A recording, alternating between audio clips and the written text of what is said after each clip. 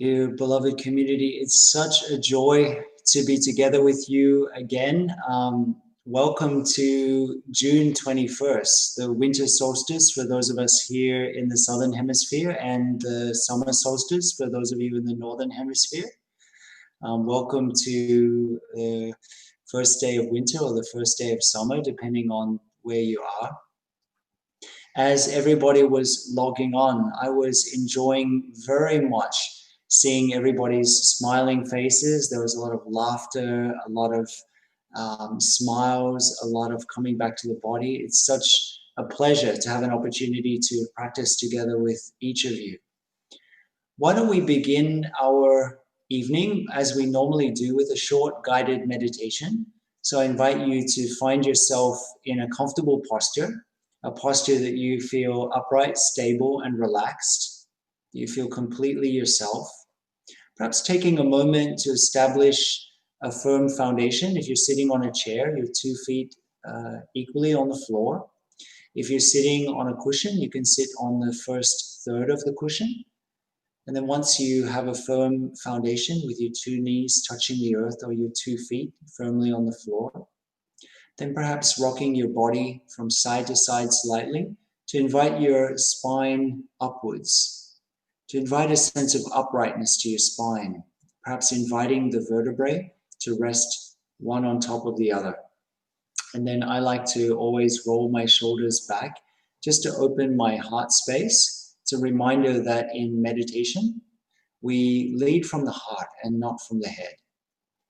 And then I like to rest my hands gently in my lap.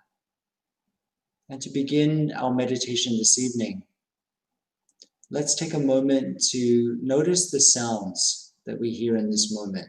Loud sounds, soft sounds, sounds that we find pleasant, and sounds that we find a little unpleasant. Just noticing the whole tapestry of sound present for us in this moment.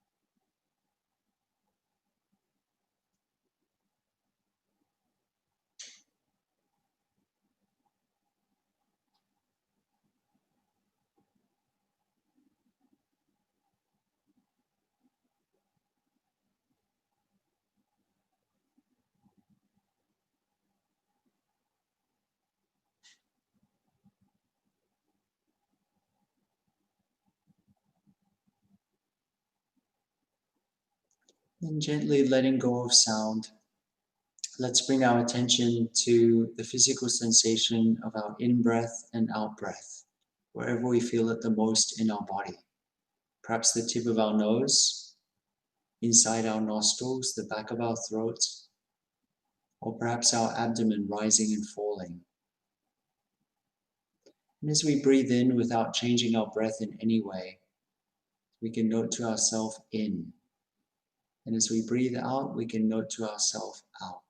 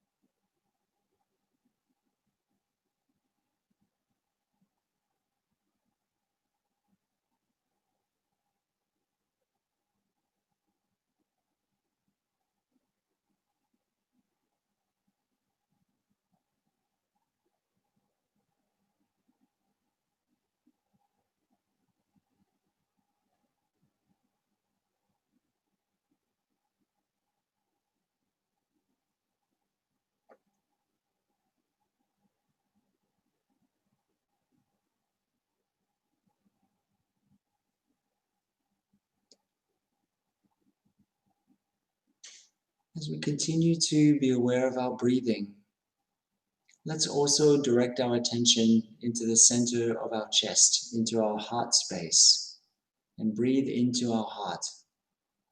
Just becoming aware of the sensations in the area of our heart.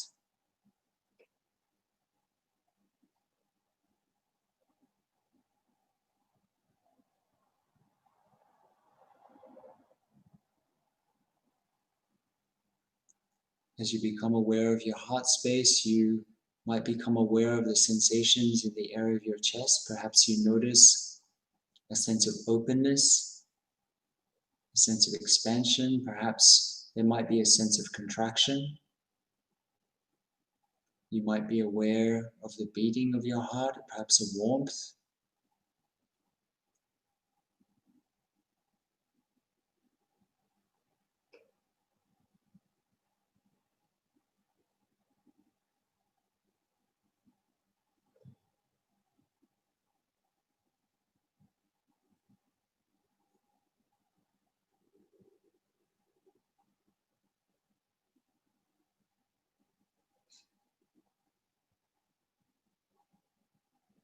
And as you rest your attention gently in the area of your heart, I invite you to bring to mind the image of something that nurtures a sense of protective love, protective care in you.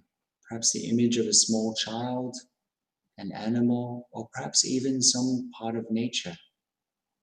And as you bring that image to your mind's eye, notice if there's a sensation shift in the area of your heart.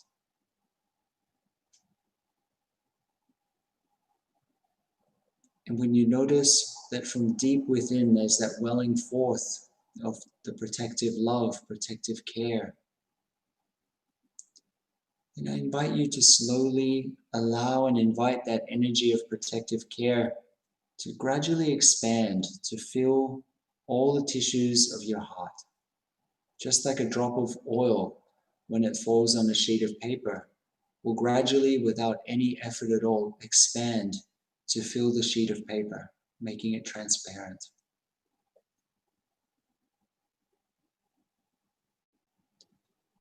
And as that felt sense of protective care expands to fill your heart, saturating the tissues of your heart, you may like to begin to wish yourself well, using words and phrases such as, may I be happy, may I be well, may I be at ease and filled with joy, just as I am. Really wishing yourself these things. May I be happy, may I be well, may I be at ease and filled with joy, just as I am.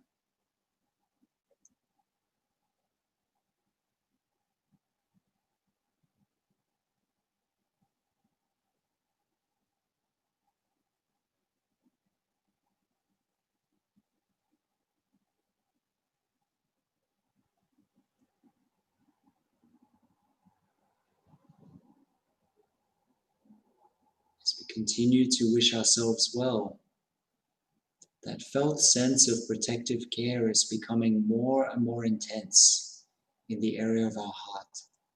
The tissues of our heart are becoming absolutely saturated with this energy of protective care, of unconditional friendliness towards ourselves, just as we are in this moment. And it almost seems as if it wants to burst forth from our heart. And as we continue to wish ourselves well, just as we are in this moment, we allow that sense of well-being, of unconditional friendliness, of kindness to flow forth from our heart, perhaps visualizing it flowing forth from our heart along with the blood flowing around our body, saturating all of the organs, all of the tissues, all of the ligaments, the bones, into the bone marrow, all of the layers of tissue of our body and the liquids of our body with this sense of loving kindness. May I be happy. May I be well. May I be at ease and filled with joy just as I am. Just as I am.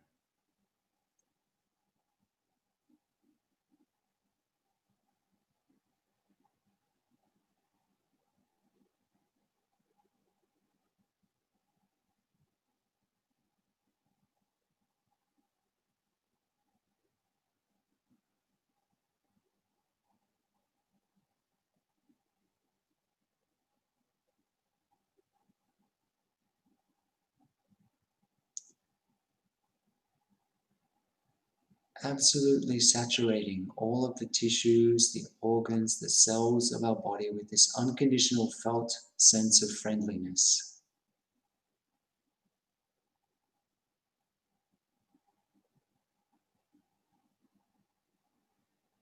Excluding nothing.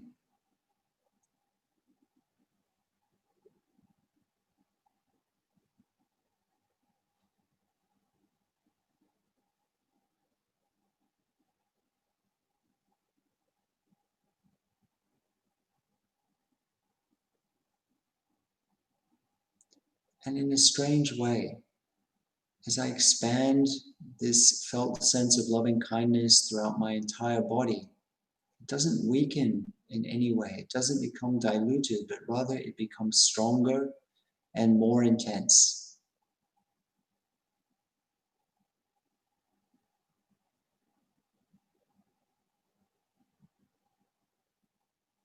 May I be happy. May I be well.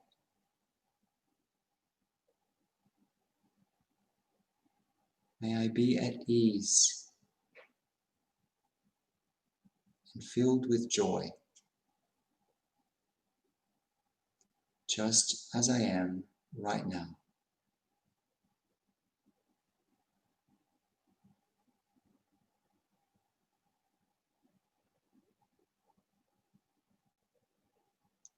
And I begin to notice this energy having saturated all of the organs and tissues and cells and bones and ligaments and liquids of my body. It seems to be welling up from within through all of the layers of skin.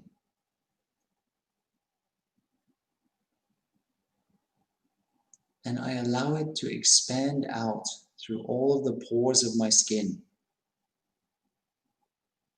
Perhaps expanding out from the pores of my skin all over my body, perhaps half a centimeter, centimeter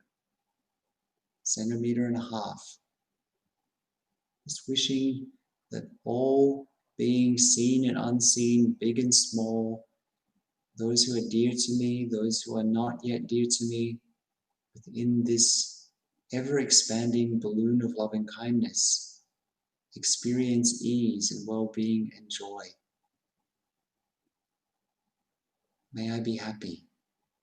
May I be well. May I be at ease and filled with joy, just as I am. May all living beings be happy, be well, be at ease and filled with joy, just as they are.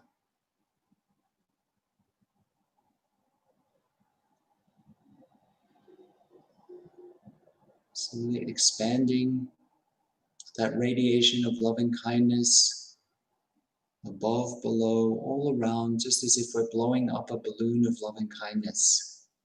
Slowly expanding that felt sense of well-being and ease in all directions around ourselves.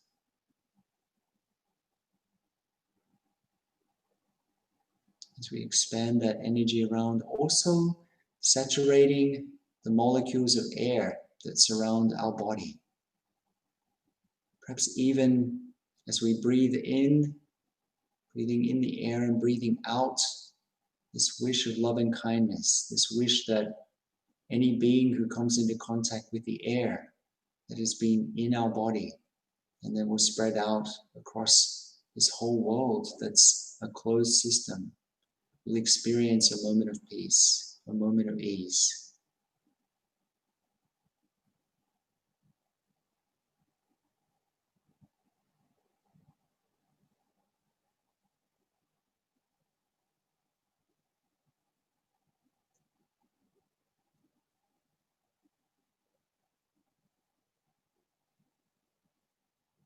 May I be happy. May I be well. May I be at ease and filled with joy, just as I am. May all living beings be happy and well, at ease and filled with joy, just as they are.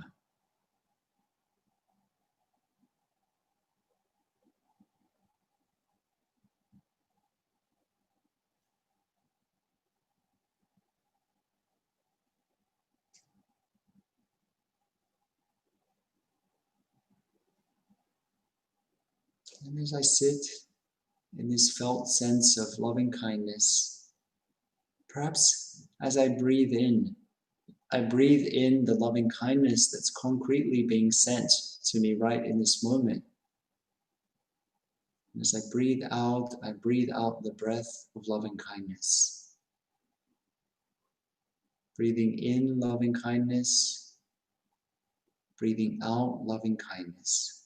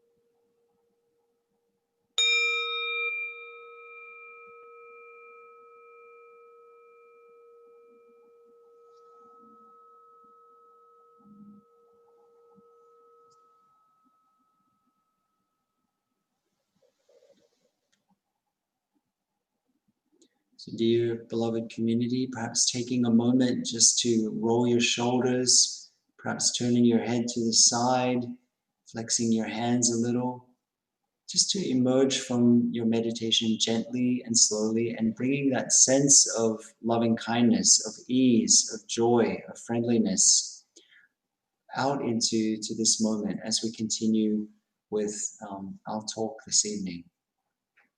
I hope you enjoyed that introductory loving kindness meditation. It's a very beautiful meditation that I invite you to practice even at that introductory level every day, especially if you're feeling a little lonely or you're feeling a little tired. It's a very beautiful meditation. It brings us back to a real sense of ease and joy. So I was glad to have the opportunity to share it with you this evening. So beloved friends, we are entering into our third week of exploring how we nourish ourselves. And I'm really excited for this week. This week is one of my favorites. Have I been saying that every week? Because every week it's possible that I find the topic that we're going to be looking into together to be very exciting. How did you enjoy over the past week working with the second nutriment, which was sense impressions? I wonder whether you were able to find some time to look into the kinds of emotions and feelings that arise in conjunction with smells, with sounds, sensations, tastes that you experienced this week. I wonder whether you were able to identify whether you have certain patterns in terms of your responses to sense impressions, or even whether you noticed as you reflected back on the sense impressions that made themselves known to you this week, whether you discovered that you had a predominant sense door, or the flip side of that, if you discovered that you didn't really note some of the senses, the sense impressions from one of your sense bases, that might also be an interesting discovery. And there are so many discoveries to make on this lifetime journey of unfolding. One experience that I had in Plum Village, way back in the early days of my time in Plum Village, is present for me this evening. I remember being in the meditation hall for one of Tay's Dharma talks. Tay began giving the Dharma talk and it was raining outside. As the rain began to fall more heavily, he stopped speaking, and with a little smile, he shared with us, "It's raining outside today. I don't need to share anything. The rain is your Dharma talk. Everybody go and find a place near the window, wherever you'd like, and listen to the rain." So all of the monastic and lay practitioners spread out around the meditation hall, and we allowed the sound of the rain to fill our senses. There were moments when the rain was falling quite heavily, and there were moments when suddenly it would fall softly, and big gusts of winds were sporadically blowing. The fresh scent of the rain came through the windows.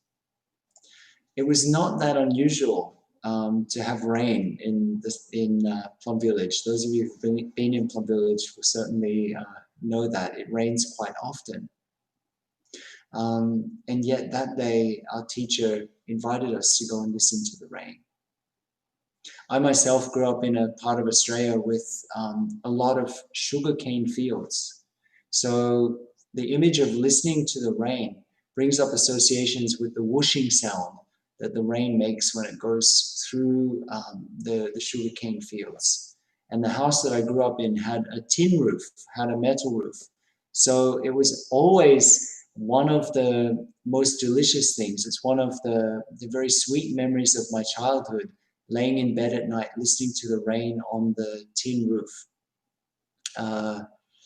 It's a really a lovely memory that I often think about.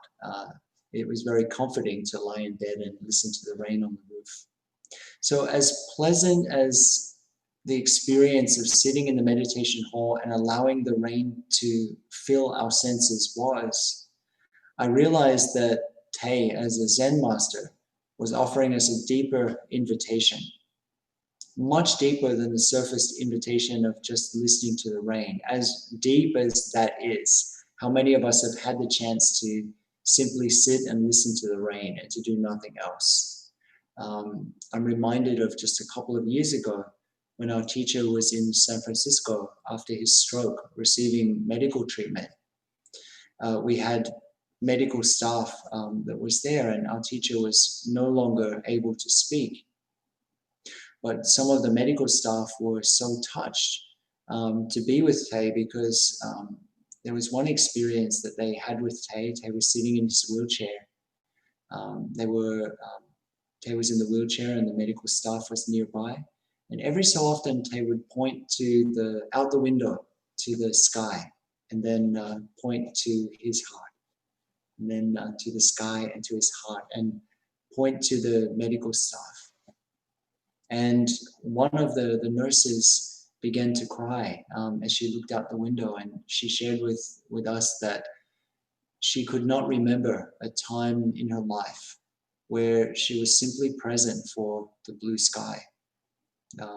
That was a real revelation for her, to actually be present and to see the blue sky in that moment with no other thoughts in her mind, nothing else to do.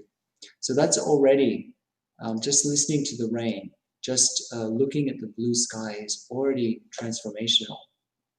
But also there was perhaps a deeper level as well to that invitation that Tay offered us. As spiritual practitioners, as meditators, we're invited to listen not only to the rain, but outside, but also to different sense impressions, different experiences, and most importantly, to listen to our life itself.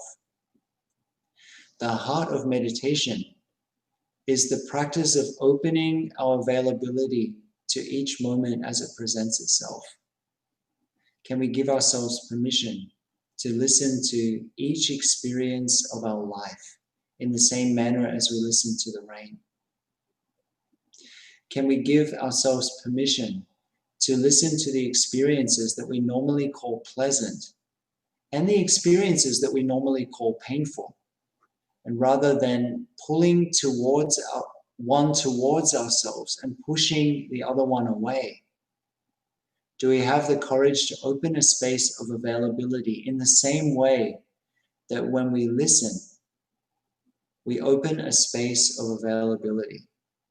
And opening this space of availability is really the heart of meditation. Do we have the courage to quietly invite them to become our teachers, letting them hold our hand and to lead us into the discoveries of a lifetime? That is the art of being a meditator. Speaking of listening, why don't we listen to a sound of the bell as we, at the same time, listen to the physical sensation of our breath.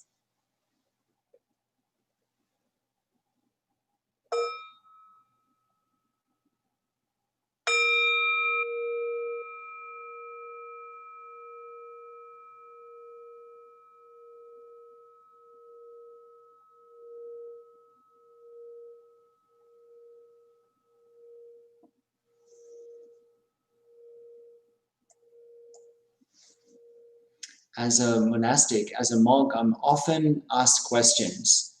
The question I get most often asked, quite often, almost any time I'm in conversation for any extended period of time with anybody, is, so why are you a monk?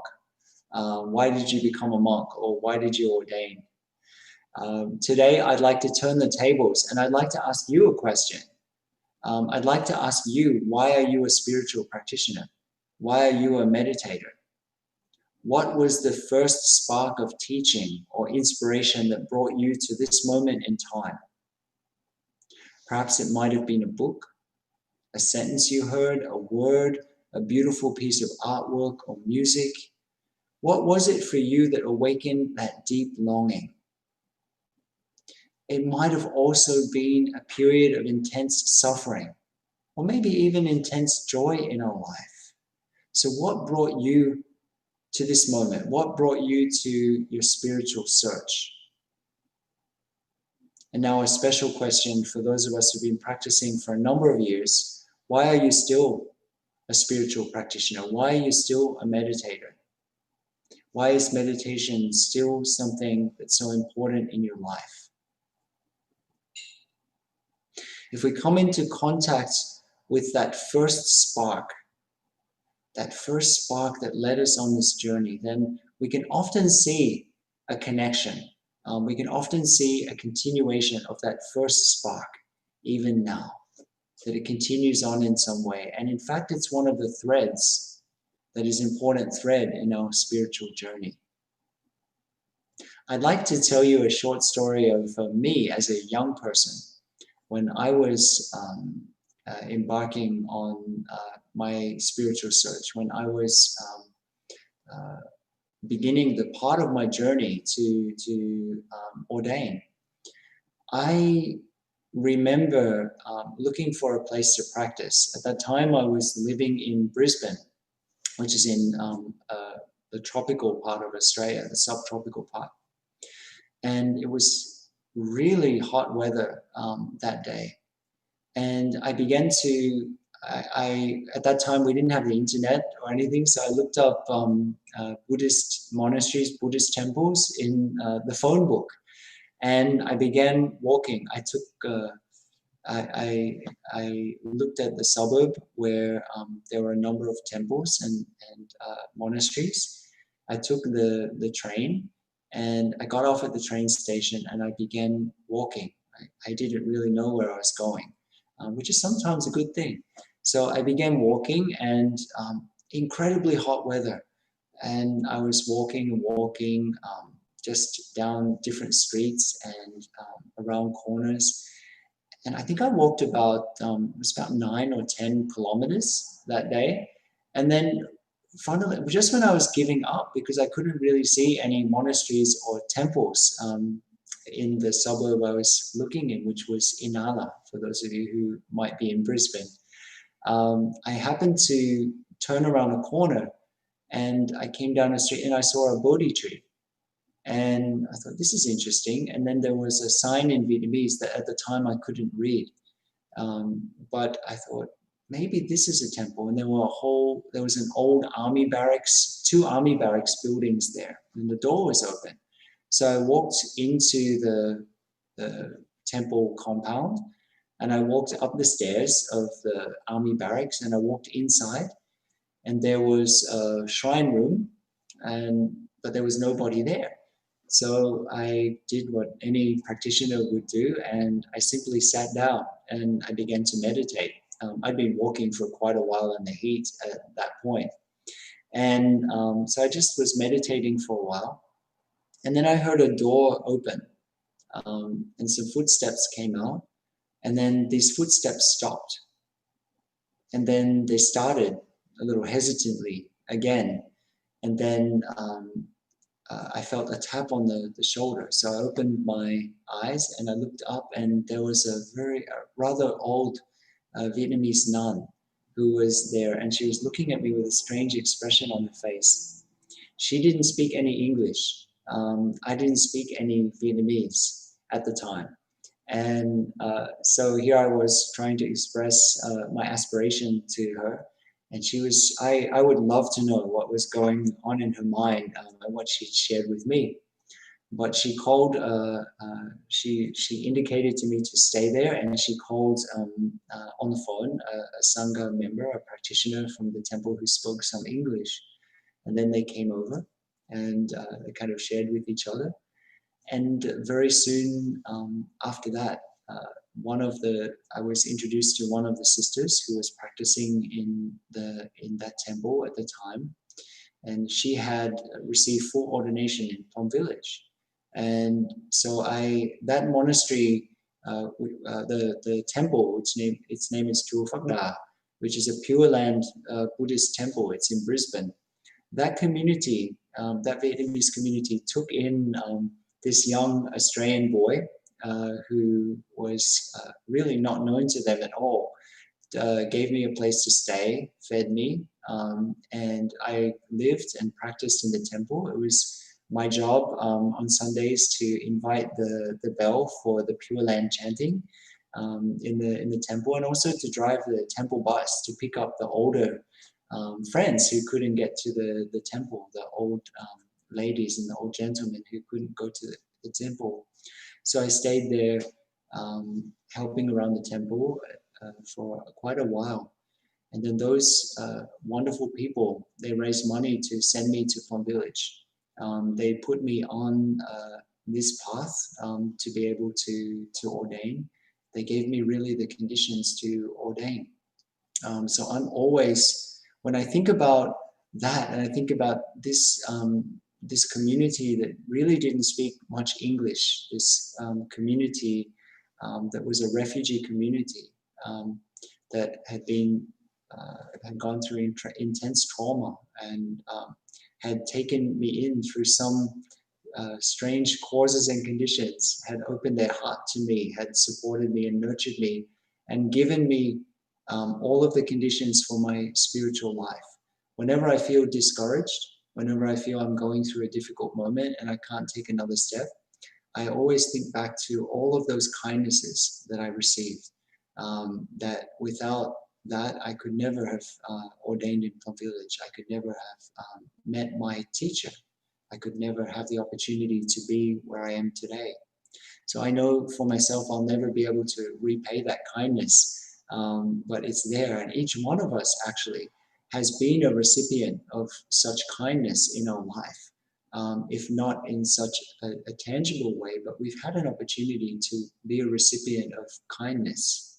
And so it's in line with this contemplation on what's the first spark of our spiritual life.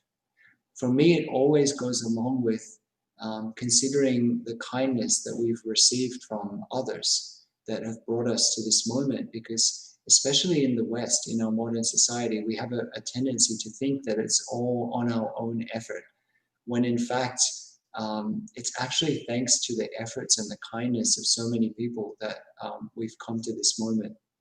Just before I continue on with the talk, that community, after they raised money and were about to send me to Plum Village, they said to me, "We send you to Plum Village with an open heart and only one request, that you will come back here to Phakda, Amitabha Temple in Brisbane, and to teach our young generation after 2 years." Well, it's been 24 years, 24 years now, and I haven't had a chance to really go back. Every time I come back to Australia, I go and I pay my respects and visit that community.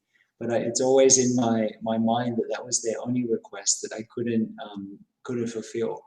So part of me tries to offer talks and to offer retreats and things, especially when I'm in Australia and in other places, also with that intention of sharing the Dharma in a way that will benefit the younger generation, because that was something that I was asked to do. So that's my way of responding. So who were the kind benefactors that gave you the tools for your spiritual life? It might have been a person who gave you a book. It might have been, you might have met a monk or a nun. You might have had a great counselor.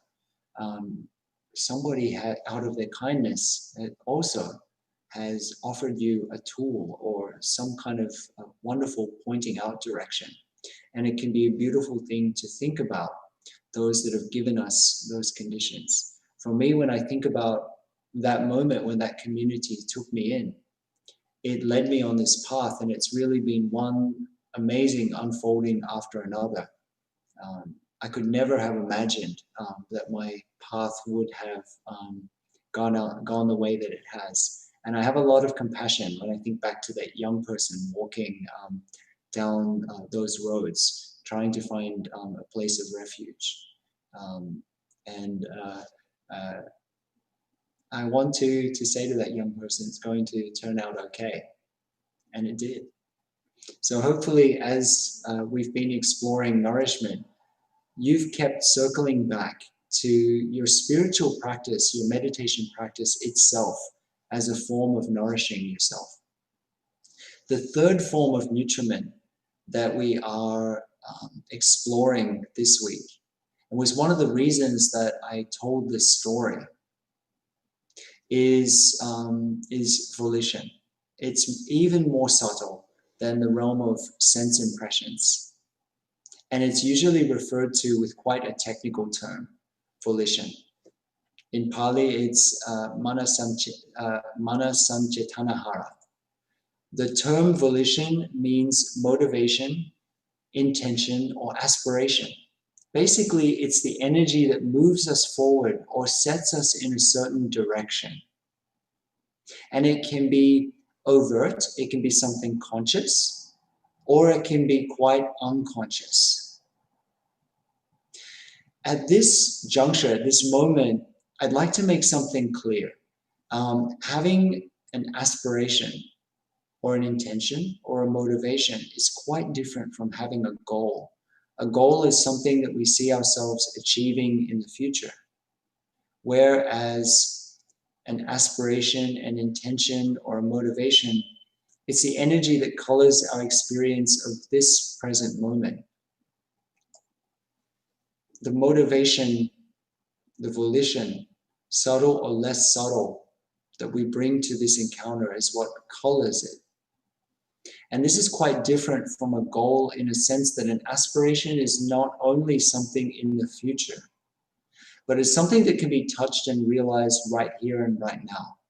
Our motivation shapes present and future experiences depending on the nature of the energy that moves us forward. It's my observation and my belief that motivation or intentionality is one of the most important aspects of Buddhist practice. What is our intention in each moment? Is it an intention to connect with others? A compassionate intention? An intention of love? Or is it an intention of closing down or getting something from me? One image that I've found helpful to consider for intention is to consider intention or volition to be like the banks of a river, which hold and direct the flow of the current. They don't impede it necessarily, but they direct the flow. And motivation, intention, volition function in the same way. They put us in a certain direction.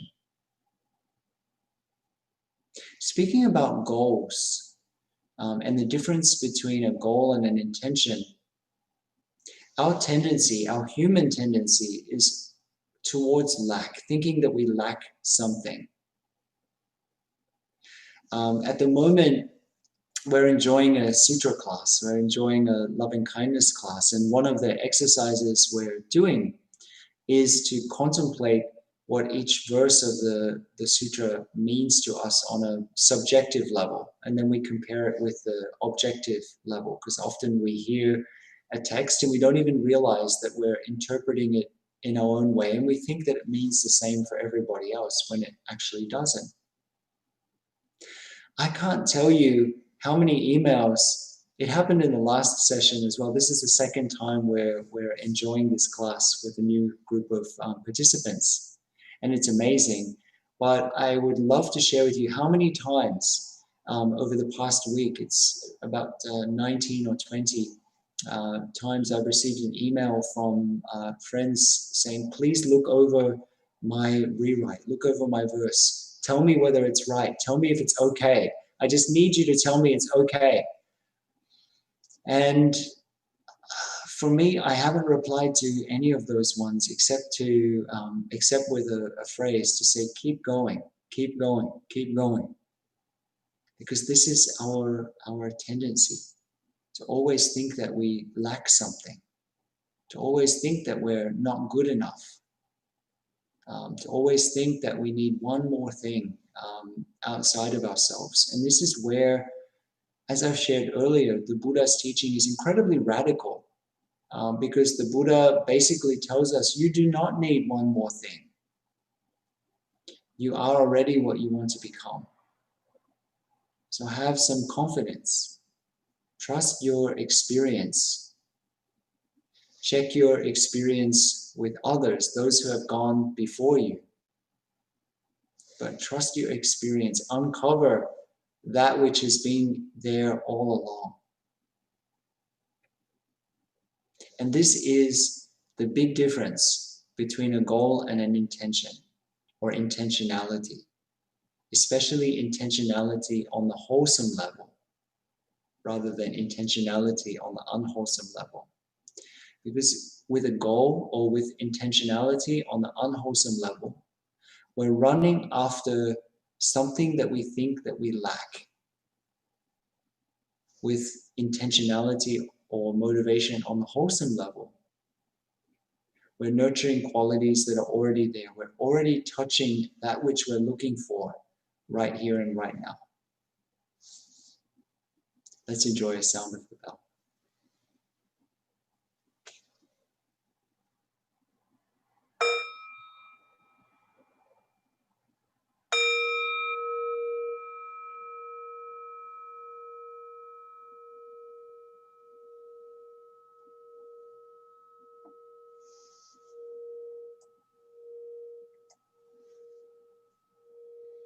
I think all of us have heard the saying, you better be careful what you wish for because it might just happen.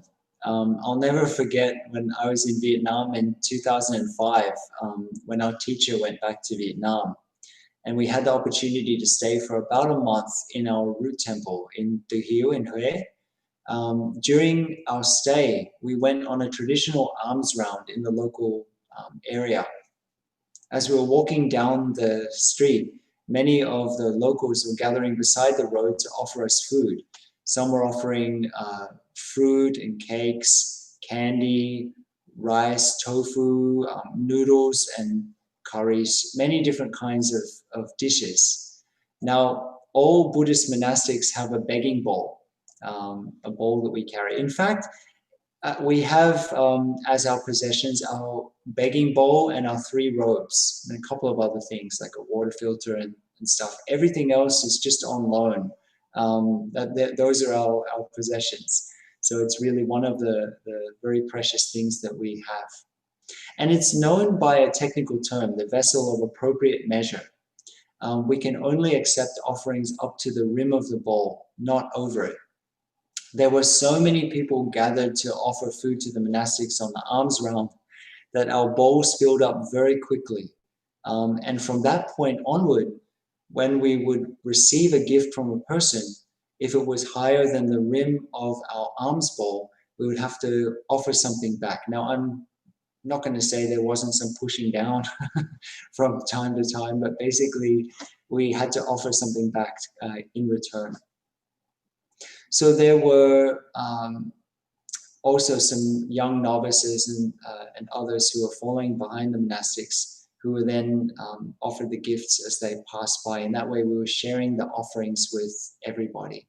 Now, I've lived the monastic life for well over 2 decades now. So I'm perfectly comfortable with any kind of food. Well, except seaweed. I've tried so many times to like seaweed, and it's such a wonderful thing, but I have never, it's kind of like Tay had an issue with durian, really couldn't enjoy durian. I've tried so many times to enjoy seaweed, but it just hasn't happened yet. It doesn't mean that it won't happen, but it just hasn't happened yet. So I'm pretty comfortable with any kind of food that we're offered. But even so, from time to time, we miss the things that we're familiar with. After being in Vietnam for quite a while and having rice and noodles 3 times a day, when I saw and received in my bowl a piece of baguette, in Vietnamese it's called bánh mì ố, when I received a piece of baguette and some French cheese, it was the smiling cow cheese, la vache qui rit, cheese, I was delighted. And I thought, this is amazing. I was really happy. And as we continued on the alms round, I noticed that I began guarding the baguette and the cheese. When somebody would offer me something, I would receive the offering and I'd kind of push the baguette and the cheese to the side and try to find something else to offer back. At a certain point, I realized that this was not a very good practice. So when I realized that, when I realized how attached I'd become to the baguette and the French cheese, I made the heartbreaking decision. And when I received the next offering in my bowl, I picked up the baguette and the cheese and I offered it back. And it was a little heartbreaking, but I offered it with a smile. When we arrived at the park, the Nam Yao Park, where we were having the lunch, I sat down and I enjoyed the rice, the tofu, and the vegetables, the curries that I had. It was a wonderful lunch, but I also will admit I did look around a little bit from time to time to see like who got the baguette and the cheese, and I didn't manage to catch who it was though. At the end of the alms round, we continued our procession in silence back to the Hill Temple. As we were walking out of the park, again, when we go on an alms round, we wear the straw hat, which comes down a little bit below our nose, and we're looking down, we're carrying a bowl, so we can really only see just a small area in front of ourselves. So when we were walking, I couldn't see much, but suddenly there was this man who came towards me, and he had a pink plastic bag that he thrust into my hand. So at that moment, since we were walking in silence, I just accepted the bag and we walked back to the monastery. When I got back to the monastery, I opened the bag and inside were 6 French baguettes and a whole packet of the French cheese. So be careful what you wish for. This funny story is one of many reminders that often our motivation, whether they're overt or they're subtle, give rise to our experience of reality, of what we call reality. Earlier, I mentioned the general and particular aspects of reality in an earlier talk, that there's a universal aspect and there's also a particular aspect.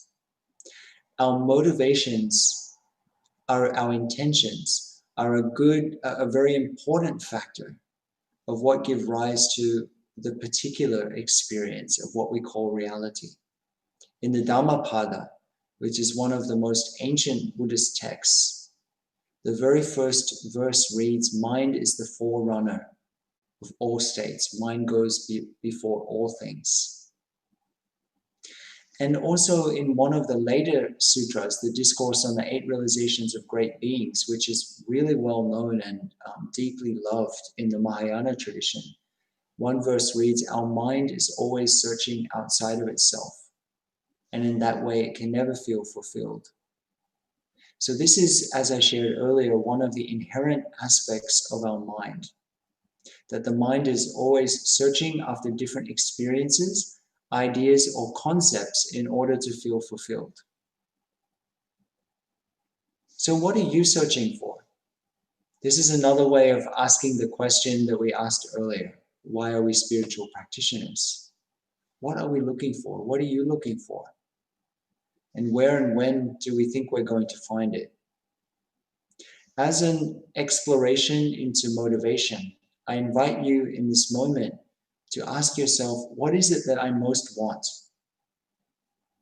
What is it that I set my heart upon? There's no real wrong answer unless it's something like, I'm an outgoing Sagittarius looking for a well-balanced Gemini for a mutual vision quest. What is it that I most want? When I was a child, there was something that I always wanted most. I wonder if you can guess what it is or what it was. That's right, it was coleslaw. I couldn't stop thinking about coleslaw. This went on for years. I was obsessed with coleslaw. When it was time to prepare lunch, my mother or my father would say, "What do you want for lunch at school today?" I would answer, "I want coleslaw." And my father or my mother would say, "You can't have coleslaw, it's too hot today, it's summer, the mayonnaise will go bad." But I would ignore and insist and beg and plead. I don't know what it was, but I really was obsessed with coleslaw. It's kind of a funny thing for a kid to be obsessed with. I just had to have the coleslaw.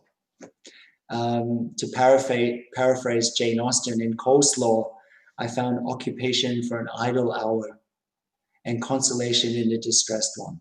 That's from Persuasion. My mother or my father would give in most days. It was easier to give me the coleslaw than to try to dissuade me from it. Coleslaw and I had the most meaningful of relationships possible for quite a number of years. But then the inevitable happened. I got food poisoning from the coleslaw. I guess it really was too hot one day and the mayonnaise did go bad. So since that time, I haven't been able to enjoy coleslaw as I had in my early years. It just doesn't have the same allure. In the Buddhist world, we call this disenchantment, which is, I like that word a lot, disenchantment. We're not enchanted, not caught up in the magic of something anymore. This comes from a recognition of the ways in which we've placed our self-definition on an external object that by its very nature is subject to change. Each one of us, each of you has your own coleslaw. We might even have 2 or 3 coleslaws on the go at any one time. So what is it that you most want in your heart of hearts? it's probably not going to be coleslaw or a nice cup of coffee. What is it you really want in your heart of hearts? What's the deep longing in your heart? That ache. What's the answer that arises from within you when you're in that intimate space where you ask that question and you give yourself permission to ponder it? It might be something like, I want to be peaceful. I want to transform my anger, my depression, my isolation. Or I want to be free. I want to be liberated.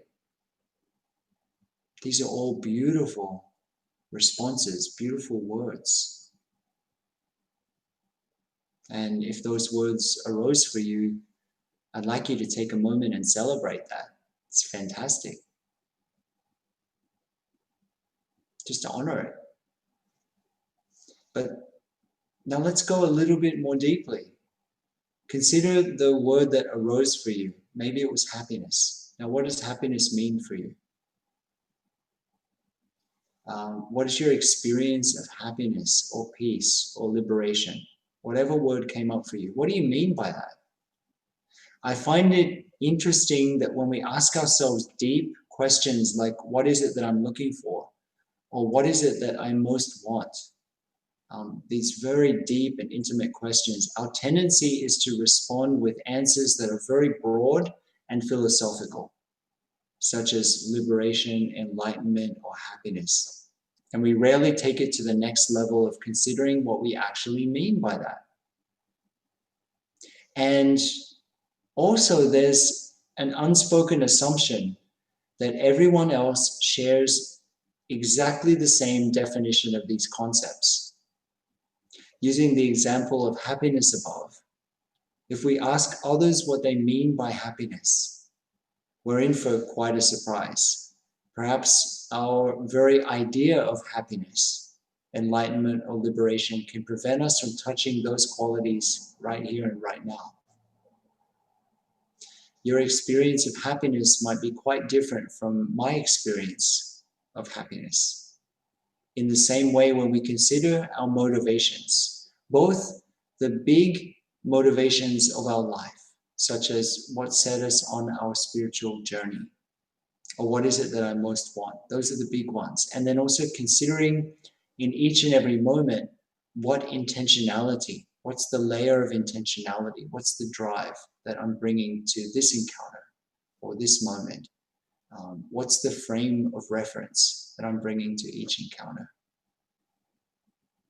If we do that, we sink below the superficial level, and we begin to see how motivation shapes much of our experience. Traditionally, motivation, intentionality, or aspiration is described as being wholesome, unwholesome, or not yet wholesome, or indeterminate. And whether they're described as wholesome or not yet wholesome or indeterminate depends on whether it's in line, our motivation is in line with what brings us and others greater freedom and ease. Our happiness or suffering depends very much on the kinds of motivation, intentionality that we're picking up on and acting out of. Let's have a sound of the bell.